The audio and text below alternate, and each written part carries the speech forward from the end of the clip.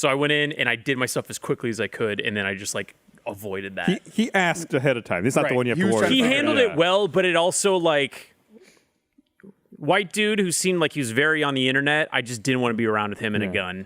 Just didn't. No thanks. That reminds me when I was having fun at the post office this morning. One of the women in front of me went up like. Little old lady. I was like, oh God, it's gonna take forever. Shipping a pistol. And she showed up with like this envelope, and she's of course speaking very loudly to the guy at the counter. Grenades. And she puts the envelope on the counter and says, "I need to ship this to Slovakia." And I'm like, okay, that's a weird thing. Oh. And the guy, postal employee, like picks up the letter, and it's got like a weird bump in it. And he's like, touching it. And he goes, "What's in here?" Drugs. And she says, "It's uranium. It's photos. I put them in a Ziploc bag." So.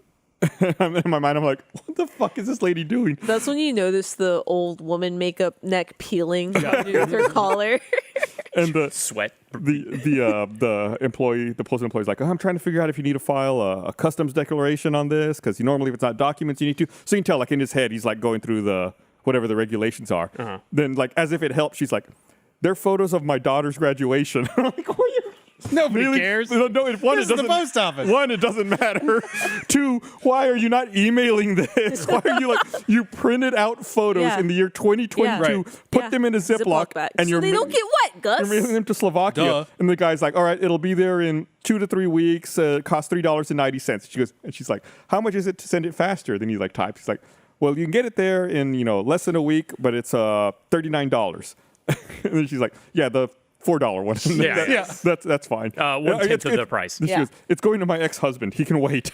So you have so much of this lady's story. Wow. I feel like you have enough information to dox this lady. No, absolutely. Yeah, we don't need to know all these things about your life. Right. These are all irrelevant facts.